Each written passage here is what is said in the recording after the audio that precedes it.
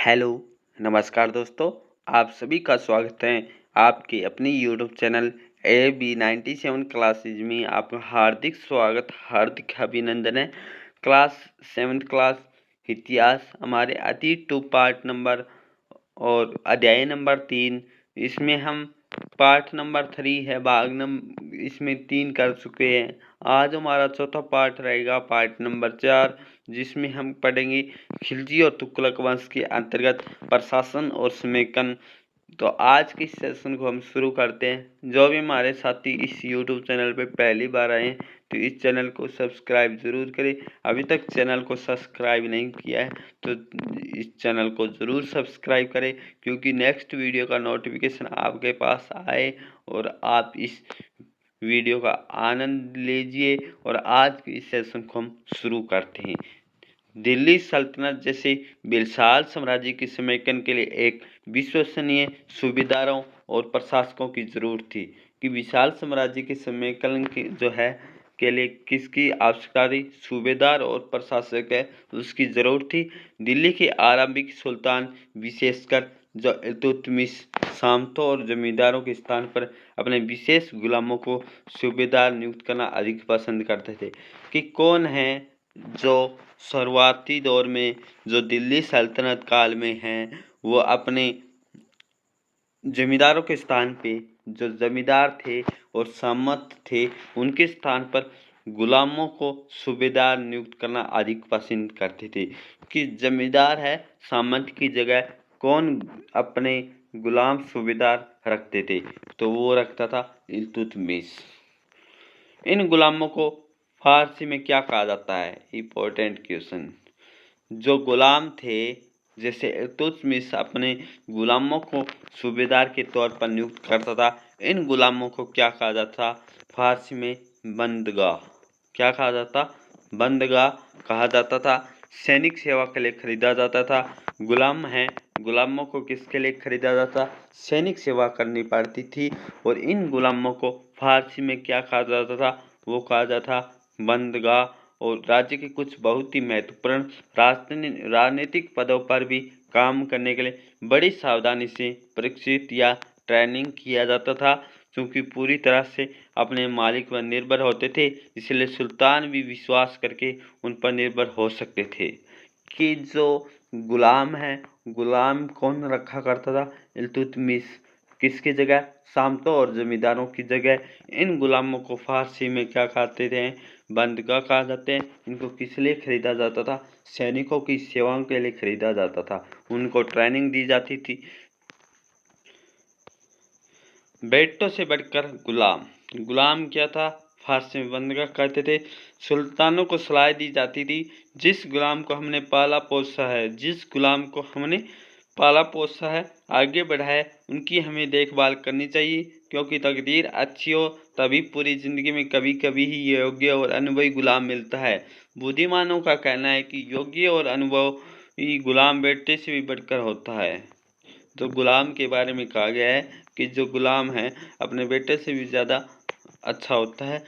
खिलजी था तुगलक शासक जो बंदगाह है गुलाम का इस्तेमाल करते। कौन है गुलामों का इस्तेमाल, या जो फारसी में इसको बंदगाह कहा जाता था, तो ये था खिलजी और तुगलक शासक इस्तेमाल करते थे। साथ ही अपने आश्रित निम्न वर्ग के लोगों को उन्हें ऊंचे राजनीतिक पदों पर भी बिठाते थे। ऐसे लोगों को सेनापति और सूबेदार जैसे पद दिए जाते थे, लेकिन इससे राजनीतिक जो अस्थिरता है वो पैदा होने लगती थी। गुलाम और आश्रित अपने मालिकों और संरक्षकों के प्रति तो वफादार रहते थे। गुलाम हैं और जो गुलाम और आश्रित अपने मालिकों के प्रति क्या है? संरक्षक के प्रति वफादार रहते थे, मगर अपने उत्तराधिकारी के प्रति नहीं। क्या गुलाम अपने जो मालिक है उसके लिए तो वफादार होता था, परंतु जो इसका उत्तराधिकारी होता था ना, उसके लिए वो वफादार नहीं होता था, क्योंकि नए सुल्तानों के अपने नौकर होते थे। फलस्वरूप किसी नए शासक के शासन पर बैठते ही प्राय नए और पुराने सरदारों के बीच यह टकराव शुरू हो जाते थे। जैसे नया कोई उत्तराधिकारी या राजा आता था, शासक आता था तो उनके बीच टकराव होते थे।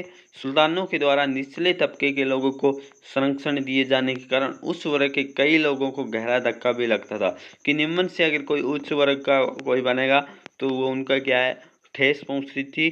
तो फारसी तवारीख के लेखक ने निचले खानदान के लोगों को ऊंचे पद पर बैठाने के लिए दिल्ली के सुल्तानों की भी आलोचना की गई थी। सुल्तान मोहम्मद तुगलक के अधिकारी जन। सुल्तान मोहम्मद तुगलक के अजीज खुमार नामक कलाल शराब बनाने और बेचने वाला, फिरोज अजाम नामक नाई, मनका तबाक नामक बावर्ची, लट्ठा तापीरा नामक मालियों को ऊंचे प्रशासनिक पदों पर बैठाया जाता था। किसके टाइम? सुल्तान मोहम्मद तुगलक के टाइम। 14वीं शताब्दी के मध्य इतिहासकार जियाउद्दीन बन्नी ने इन नियुक्तियों का उल्लेख सुल्तान के राजनीतिक विवेक के नाश और शासन करने की असमता के उदाहरण के रूप में बताया गया है कि ये क्या है, जो सुल्तान के जो राजनीतिक विवेक है उसको नाश और शासन को करने की जो है जो असमता है उसके उदाहरणों के रूप में इतिहासकार जियाउद्दीन बन्नी ने बताया है। पहले वाले सुल्तानों की तरह खिलजी और तुगलक शासकों ने भी सेना नायकों की भिन्न भिन्न आकार के इलाकों के सूबेदार के रूप में नियुक्त किया गया है। कि पहले वाले सुल्तान की तरह कौन सा वंश है जी? खिलजी वंश। खिलजी वंश की स्थापना जलालुद्दीन खिलजी के द्वारा। तुगलक शासक तुगलक वंश की स्थापना गयासुद्दीन तुगलक ने। शासकों ने भी सेना नायकों को भिन्न भिन्न आकार के इलाकों के सूबेदार के रूप में नियुक्त किया है। ये इलाके इक्ता कहलाते हैं। जो जो एरिया था, आकार था, इनको क्या कहा? इक्ता कहा गया है। इक्ता कहा गया है और इन्होंने संभालने वाले अधिकार इकदार या मुक्ति कहे जाते हैं। इंपॉर्टेंट क्वेश्चन है एग्जाम में, क्या कॉम्पिटिटिव एग्जाम है उसमें पूछा जाता है कि जो इक्ता है इन इक्ताओं को क्या कहा जाता था? प्रांत है, जो एरिया है इनको क्या कहा जाता था? इक्ता कहा जाता था। और इक्ता को जो अधिकारी होता था, जो जिसको संभालने वाला था, इक्ता की जो प्रशासन जो व्यवस्था है उसकी निगरानी करने वाला है, उस अधिकारी को क्या कहा जाता? इकदार। इकदार या मुक्ति कहा जाता था। क्वेश्चन पूछा जाता है इकदार या मुक्ति का जो अधिकारी होता था उस एरिया को क्या कहा जाता है? उसको कहा जाता था इक्ता। मुक्ति का फर्ज था, जो मुक्ति है, मुक्ति कौन था? जो मुक्ति को हम कह सकते हैं इकदार। और इकदार का फर्ज था सैनिक अभियानों का नेतृत्व करना और अपने इक्तों में कानून व्यवस्था बनाए रखना। तो क्वेश्चन यहाँ से हमारा क्या इंपॉर्टेंट बन सकता है? तो यहाँ से हमारे जो क्वेश्चन बनेंगे वो बनेंगे जी, सबसे पहले जो इकदार है, क्या है? इक्ता। इक्ता को जो संभालने वाले अधिकारी को क्या कहा जाता था? तो ये कहा जाता था इकदार या मुक्ति कहा जाता था। सबसे पहले हमारा क्वेश्चन यहाँ से बन रहा है, एक नंबर 1। दूसरा है जो इकदार है या मुक्ति का क्या फर्ज था? वो अपने जो शासन के प्रति है वो उसका क्या फर्ज था, क्या कर्तव्य था? तो वो था सैनिकों के अभियानों का नेतृत्व करना। तो क्वेश्चन बनता है दिल्ली सल्तनत काल में जो सैनिकों का जो अभियान है उसका नेतृत्व करने वाला को क्या कहा जाता था? इकदार या मुक्ति कहा जाता था। और इक्तों में कानून व्यवस्था बनाए रखने का किसका अधिकार था? जो प्रांत है, छोटे छोटे जो इलाके थे इनसे इक्ते बने, प्रांत बने हैं, इन इक्तों को क्या है उसकी शासन जो व्यवस्था है उसको संभालने वाले को क्या कहा जाता था? इकदार या मुक्ति कहा जाता था। सैनिक सेवाओं के बदले, सैनिक है सेवाएं दे रहे हैं, उसके बदले वेतन के रूप में मुक्ति अपने इलाकों से राजस्व की वसूली किया करते थे। यहाँ से भी हमारा क्वेश्चन इंपॉर्टेंट बन रहा है कि सबसे पहले कि जो सैनिक है, सैनिक सेवाएं दे रहे हैं, तो सैनिक जो सेवाएं दे रहे हैं तो उनको किसकी जरूरत है? वेतन की। वेतन कहाँ से आएगा? वेतन आएगा जो जिस इलाका है उस इलाकों की राजस्व वसूली किया जाता था, वो वसूली किसके द्वारा? मुक्ति या इकदार के द्वारा की जाती थी। जो भी मुक्तिदार था या इकदार था उस इक्ता इलाकों में राजस्व वसूली करता था। जिस राजस्व वसूली से जो पैसा इकट्ठा होता था वो किसको दिया जाता था? सैनिक। सैनिक फिर क्या करते थे? उस इकदार का नेतृत्व होता था कि वो अपनी सैनिक व्यवस्था को बनाए रखे, उनको टाइम पर वेतन दिया जा सके, और इसलिए वो राजस्व वसूली करते थे और वहाँ से इलाकों के गाँव के लोगों से ये पैसा इकट्ठा किया जाता था। राजस्व के रूप में मिली रकम से ही अपने सैनिकों को भी तनख्वाह देते थे। राजस्व इकट्ठा किया जाता था उस इलाकों से टैक्स के रूप में, और वहाँ से जो रकम है, वो पैसा इकट्ठा होता था, वो तनख्वाह किसको देते थे? सैनिकों को देते थे। ये काम है, ये सारा का जो सारा काम है, राजस्व संभालना, जो इकट्ठा करना, प्रशासन देखना, सैनिकों की व्यवस्था बनाए रखना, और इकता पर जो अधिकारी था वो भी इकदार था। ये सारा जो फर्ज था वो किसका था? इकदार का था। मुक्ति लोगों पर काबू रखने का सबसे प्रभावी तरीका यह था। मुक्तिदार थे, जो इकदार थे, वो वहाँ के जो इकता में जो लोग थे, उस पर काबू रखने का सबसे प्रभावी तरीका ये था कि उनका पद वंश परंपरा से न चले। कोई भी पद है क्या? वंश परंपरा से न चले, कि जैसे बाप है, बाप के बाद बेटा, बेटा, ऐसे जो परंपरा चली आ रही है वो परंपरा ना चले, और कोई भी इकता थोड़े समय के लिए ही मिले। तो इकता क्या था? थोड़े समय के लिए मिले, जिसके बाद उसका संतांतरण कर दिया जाए। तो ये था मुक्ति पर काबू पाना। अगर कोई इकदार है, जो इस इकता का अधिकारी क्या कहलाता था? इकदार कहलाता था या मुक्ति कहलाता था। उस पर क्या नियंत्रण करना होता था? तो क्या था? उस ये जो वंश है, जो इकतादार है, ये परंपरा ना चले, कि जो इकदार था उसका पुत्र, उसके बाद उसका पुत्र, अगर वो चलाए तो उस पर नियंत्रण करना कठिन हो जाता था। तो इसलिए कह रहे हैं कि उनको थोड़े समय के लिए वहाँ का अधिकारी बनाया जाए और उसे यहाँ से दूसरी जगह स्थानांतरण कर दिया जाए, जिससे वो है उस पर कंट्रोल ना हो। सुल्तान अलाउद्दीन खिलजी और मोहम्मद तुगलक के शासनकाल में नौकरी के इन कठोर नियमों का बड़ा सख्ती से पालन होता था। कौन है? सुल्तान अलाउद्दीन खिलजी और मोहम्मद तुगलक के शासनकाल में नौकरी के इन कठोर नियमों का सबसे बड़ा सख्ती पालन होता था। अलाउद्दीन खिलजी क्या था कि अगर कोई भी उस अलाउद्दीन खिलजी के शासनकाल में राजस्व इकट्ठा होता था और थोड़ी सी हेरा फेरी होती थी, वो क्या करता था? उसके बदले में उससे उतना ही मांस लिया करता था जितना वो उसने हेरा फेरी की है। इसलिए मोहम्मद बिन तुगलक के टाइम और अलाउद्दीन खिलजी के टाइम क्या हो रहा है कि जो इन नियमों का पालन करना बहुत कठिन था, और नौकरी करना भी कठिन था। क्यों था? क्योंकि उन्होंने जो नियम कठोर बनाए हुए थे। मुक्ति लोगों के द्वारा एकत्रित किया गया जो मुक्ति है, इक्तों का अधिकारी क्या कहलाता था? मुक्ति या इकदार कहलाता था। उसके द्वारा राजस्व की रकम को हिसाब लेने के लिए राज्य द्वारा लेखा अधिकारी नियुक्त किए जाते थे।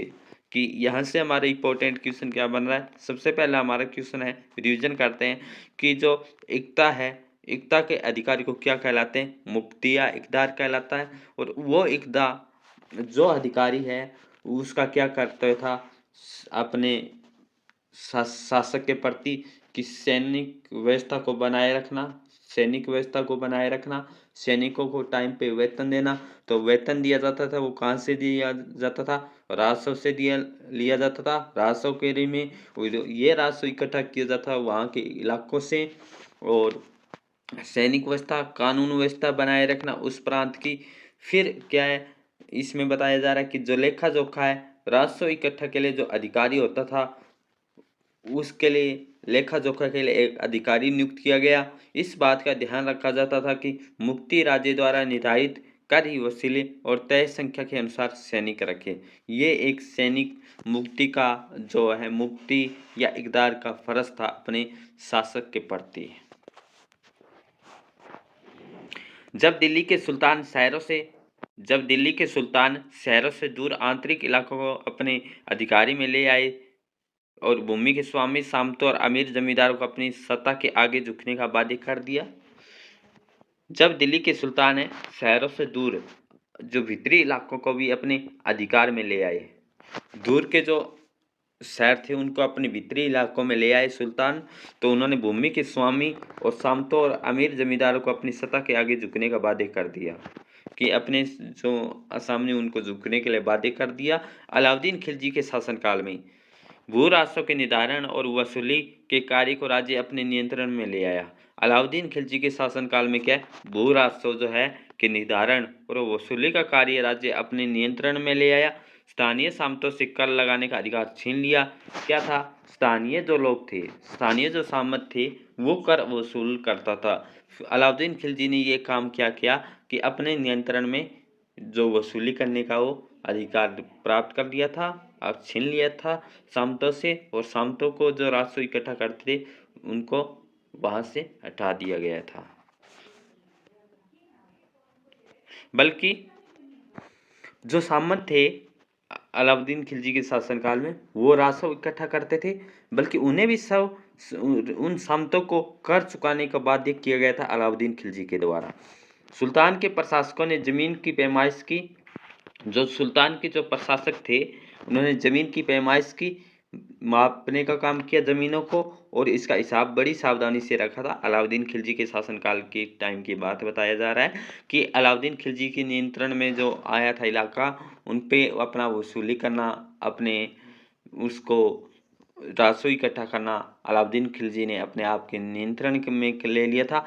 सामंतों को पहले उस इलाकों में क्या होता था, सामंत थे, सामंत वो कर वसूलते थे, उन्हें भी क्या है वहां से हटा दिया, परंतु उन सामंतों को भी कहा कि आप है वो टैक्स चुकाइए, कर चुकाइए। अलाउद्दीन खिलजी ने कुछ पुराने सामंत और जमींदार राजस्व के निर्धारण और वसूली अधिकारी के रूप में सल्तनत की नौकरी करते थे। कि पुराने जो सामंत थे और जमींदार थे जो राजस्व के निर्धारण और वसूली अधिकारी के रूप में सल्तनत की नौकरी करने लगे। कि अलाउद्दीन खिलजी के टाइम क्या हुआ था कि सामंत और जमींदार वो टैक्स वसूलते थे, राजस्व इकट्ठा करते थे, परंतु अलाउद्दीन खिलजी ने इनको हटाने के लिए मना कर दिया।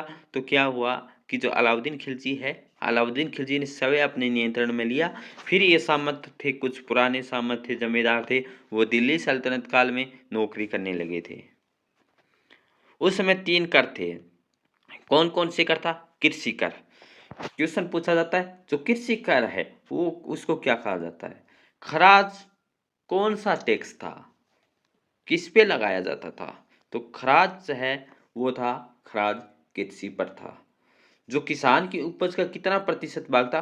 50%, 50% था। कि किसान अगर फसल को उगाया है उसमें जो 50% किसका था, उस शासक जहां उस समय शासन किया जा रहा था उनका होता था। और खराज टैक्स किस पे लगाया जाता था? कृषि पर 50%। दूसरा मवेशियों पर, तीसरा है घरों पर। ये टाइम है अलाउद्दीन खिलजी के शासनकाल में। अलाउद्दीन खिलजी ने किसानों के साथ साथ मवेशियों पे भी लगा दिया टैक्स, और घरों पर होम टैक्स भी लगा दिया अलाउद्दीन खिलजी ने। जो 50% लगाया गया था खराज, वो कौन सा था? कृषि पे था। ध्यान रखना है, क्वेश्चन बार बार पूछा जाता है कॉम्पिटिटिव एग्जाम में कि खराज जो टैक्स है वो किससे लिया जाता था? किसानों से। यह भी याद रखना है कि उस महाद्वीप का काफी बड़ा हिस्सा दिल्ली के सुल्तानों के अधिकार से बाहर ही था। दिल्ली से बंगाल जैसे सुदूर प्रांतों को नियंत्रण कठिन था। दक्षिण भारत की विजय के तुरंत वह पूरा क्षेत्र फिर से स्वतंत्र हो गया। जहां तक कि गंगा के मैदानी इलाकों में घने जंगले वाले ऐसे क्षेत्र थे जिनमें जिनमें बैठने में सुल्तान की सेनाएं अक्षम थी। स्थानीय सरदारों ने इन क्षेत्रों में अपना शासन जमा लिया। अलाउद्दीन खिलजी और मोहम्मद बिन तुगलक ने इन इलाकों पर जोर जबरदस्ती अपना अधिकार जमा तो लेते थे, फिर अधिकार कुछ ही समय तक रह पाता था। अलाउद्दीन और खिलजी और मोहम्मद बिन तुगलक है उस इलाकों में क्या करते थे, जबरदस्ती वो कब्जा करते थे, परंतु वो थोड़े से ही दिन, थोड़े समय के लिए वो शासन कर पाते थे उस इलाकों में। सरदार और उनकी किलाबंदी कैसी होती थी? अफ्रीकी की देश से हैं, मोरक्को से 14वीं शताब्दी से भारत यात्री आया था। कौन आया था? Ibn Battuta. क्वेश्चन पूछा जाता है इब्न बतूता भारत कब आया था? कौन सी शताब्दी थी? वो थी 14वीं शताब्दी में आया था। किसके टाइम आया था? वो आया था इब्न बतूता मोरक्को यात्री था, वो आया था मोहम्मद बिन तुगलक के टाइम। कहाँ का रहने वाला था? अफ्रीकी देश से आया था। ये बताता है कि सरदार कभी कभी चट्टानी ऊबड़ खाबड़ पहाड़ी इलाकों से किले बनाकर रहते थे। कभी कभी बांस के जुरमटों में, भारत में बांस पोला नहीं होता था, ये बहुत ही बड़ा होता है। इसके अलग अलग हिस्से आपस में इस तरह गूंथे जाते थे, उन पर आग का भी असर नहीं होता। कुल मिलाकर बहुत ही मजबूत होते। सरदार इन जंगलों में रहते, इनके लिए किले की प्राचीर का काम देते थे। इस दीवार के घेरे में ही नहीं, मवेशी और फसल रहते हैं। अंदर ही पानी ही उपलब्ध रहता है। वह एकत्रित हुआ वर्षा जल इकट्ठा किया जाता था, पर बलशाली सेनाओं के बिना हराया नहीं जा सकता था। यह सेनाएं जंगल में घुसकर खासतौर से तैयार किए गए औजारों में बांसों को काट डालती थी। फिर नेक्स्ट हमारा क्वेश्चन यहाँ से इंपॉर्टेंट क्वेश्चन बन सकते हैं, चंगेज खान। चंगेज खान के नेतृत्व में मंगोलों ने 1219 में उत्तर पूर्वी ईरान में कौन सा है, ट्रांस ओक्सियाना आधुनिक उज्बेकिस्तान पर हमला किया था।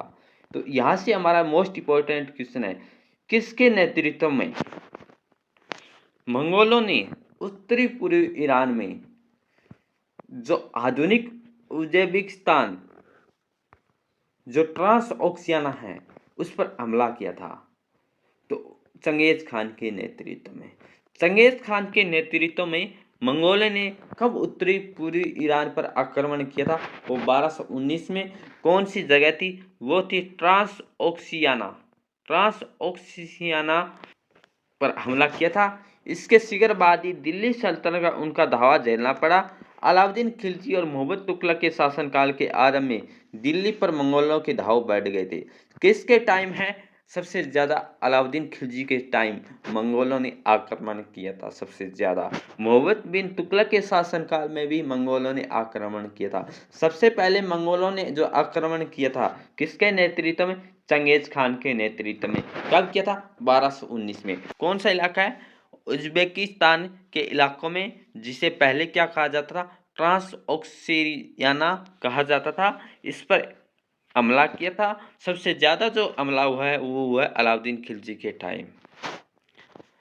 दिल्ली पर मंगोलों ने आक्रमण कर दिया। इससे मजबूर होकर दोनों ही सुल्तानों को एक विशाल स्थायी सेना खड़ी पड़ी थी। दोनों मिलकर एक सेना खड़ी करते हैं। इतनी विशाल सेना को संभालना प्रशासन के लिए बाहरी चुनौती थी। आइए देखें कि दोनों सुल्तानों ने इस चुनौती को कैसे स्वीकार किया था। अलाउद्दीन खिलजी और मोहम्मद बिन तुगलक के टाइम है, किसने आक्रमण किया था? चंगेज खान और मंगोलों के नेतृत्व में कौन थे? मंगोलों ने आक्रमण किया था मोहम्मद बिन तुगलक और अलाउद्दीन खिलजी के टाइम। दिल्ली पर 2 हमले हुए थे मंगोलों के द्वारा, 1299 और 1300 में, और 1302 और 1303 में। इनका सामना करने के लिए अलाउद्दीन खिलजी ने एक विशाल स्थायी सेना खड़ी की थी। अलाउद्दीन खिलजी के टाइम है सबसे ज्यादा मंगोलों ने आक्रमण किया था। और मोहम्मद बिन तुगलक के टाइम के प्रारंभिक वर्ष में सल्तनत पर हमला हुआ था। मंगोल सेनाएं परास्त हो गई थी। जो क्या मंगोल सेना है वो हार गई थी। मोहम्मद बिन तुगलक को अपनी सेना की शक्ति और अपने संसाधनों पर इतना विश्वास था कि जो उसने ट्रांस ओक्सियाना पर आक्रमण किया था, जो आधुनिक उज्बेकिस्तान कहते हैं, उस पर आक्रमण किया था। तो ये एक स्थायी सेना तैयार करना उसका आक्रमण कदम था। अलाउद्दीन खिलजी ने अपने सैनिकों के लिए सिरी नामक एक नया गैरिसन शहर बनाया था। तो क्वेश्चन बनता है, जो गैरिसन शहर है वो किसके लिए था? सैनिकों के लिए था, जहां सैनिक रहती थी। ये जो सिरी है, सिरी नामक एक महल बनवाया था। किसके द्वारा बनवाया गया था? वो अलाउद्दीन खिलजी के द्वारा। सिरी नामक एक नया शहर बनवाया था, वो गैरिसन है। इस गैरिसन में कौन रहते? सैनिक रहते थे। नया गैरिसन शहर बनाने के स्थान पर दिल्ली के 4 शहरों में से सबसे पुराना शहर दिल्ली ए कोहना को निवासियों में खाली करवाकर वह सैनिक छावनी बना दी थी। किसने? मोहम्मद बिन तुगलक ने। पुराने शहर के निवासियों को दक्षिण में बनी नई राजधानी दौलताबाद भेज दिया था। क्या किया था मोहम्मद बिन तुगलक ने, दिल्ली राजधानी थी, तो दिल्ली को इन्होंने क्या किया कि जो लोग थे उस इलाकों में, तो उनको कहाँ भेज दिया, दौलताबाद दिल्ली में भेज दिया था। तो क्वेश्चन बनता है दिल्ली से दौलताबाद ले जाने वाला राजधानी कौन सा शासक था, तो मोहम्मद बिन तुगलक। क्यों था, मंगोल आक्रमण कर रहे थे, तो वहाँ जो इलाका था दिल्ली एक कोहना के निवासियों को खाली करवाया, सैनिक छावनी वहाँ की जो इलाका था दिल्ली, जो दिल्ली है कोहना, उसमें छावनी बना दी, वहाँ के लोगों को हटाया और दौलताबाद भेज दिया था। फिर है अलाउद्दीन खिलजी, सैनिकों के पेट भरने की समस्या को गंगा यमुना की भूमि से कर के रूप में खेती की पैदावार इकट्ठी कर हल किया था। किसानों की पैदावार का 25% हिस्सा कर के तौर पर लिया था। ये जो कृषि पर टैक्स लगाया था कौन सा था, खराज टैक्स था।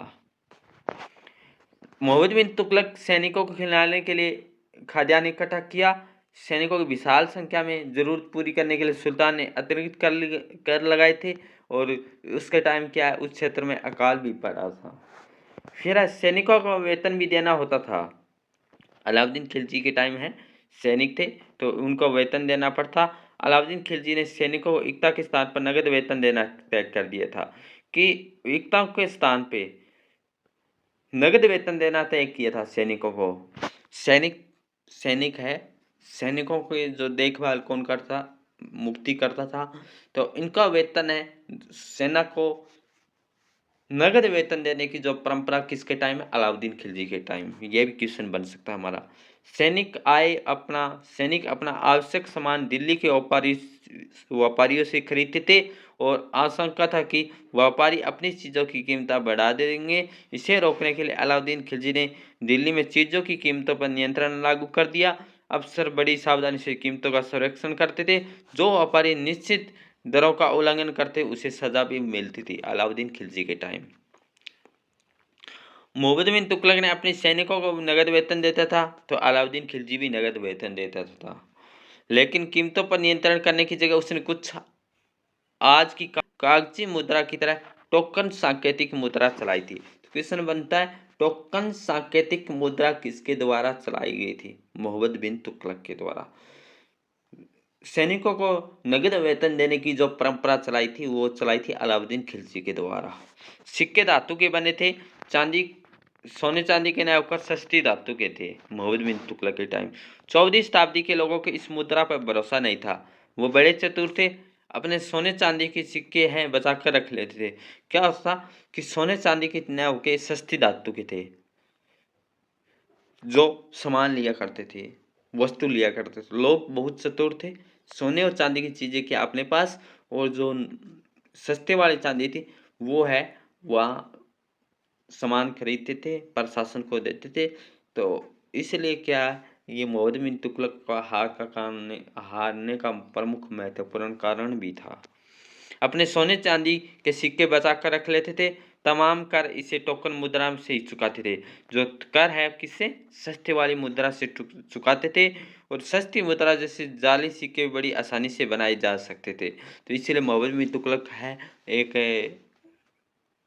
हारने का प्रमुख कारण भी ये महत्वपूर्ण इम्पोर्टेंट कारण था कि जो सस्ते सिक्के थे वो टैक्स के रूप में लोग इनको देते थे, और जो बड़े वाले चांदी और सोने की सिक्के थे वो अपने पास संभाल कर रखते थे। फिर अलाउद्दीन के प्रशासनिक कदम काफी सफल रहे। इतिहासकारों ने कीमतों में कमी और बाजारों में वस्तुओं की कुशलता से आपूर्ति के लिए उनके शासन की बहुत ही प्रशंसा की। मंगोल आक्रमणों के खतरे का उसने सफलतापूर्वक सामना किया था। मोहम्मद तुगलक के द्वारा उठाए गए प्रशासनिक कदम बेहद असफल रहे थे। कश्मीर पर उसका आक्रमण पूरी तरह विफल रहा था। उसने तुरान पर हमला करने का इरादा छोड़ दिया, अपनी विशाल सेना को भंग कर दिया। इसी बीच प्रशासन संबंधी जो कदम उठाए थे उनसे कई परेशानियां पैदा हुई। दौलताबाद ले जाने में लोग बहुत नाराज थे, क्योंकि करों में वृद्धि और गंगा यमुना की दुआ में अकाल थे, और बगावत पर जो क्या है अकाल से विक्षुब्ध जनता है क्या बगावत पर उतराई। मोहम्मद तुगलक टोकन मुद्रा भी वापस लेनी पड़ी थी। टोकन मुद्रा चलाई थी वो किसके? मोहम्मद बिन तुगलक के द्वारा।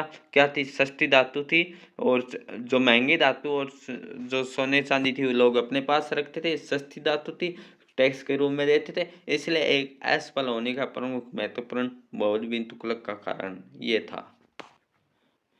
इन तमाम असफलताओं की गिनती करने में हमें कभी भूल जाते हैं कि सल्तनत के इतिहास में पहली बार दिल्ली के किसी सुल्तान ने मंगोल इलाकों को फतेह करने की अभियान से योजना बनाई थी, जहां अलाउद्दीन खिलजी की बल प्रतिरक्षा पर था।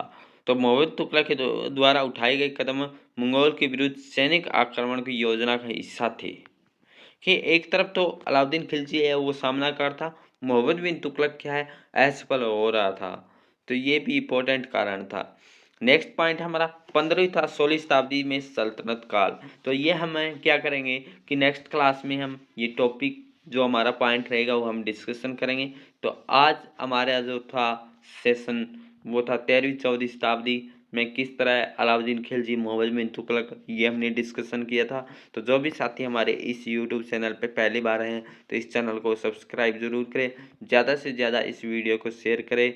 जिस भी साथी ने अभी तक चैनल सब्सक्राइब नहीं किया है कृपया करके इस चैनल को सब्सक्राइब जरूर करें। और आज के सेशन को हम यहीं विराम करते हैं। Thank you all of you. जय हिंद, जय भारत।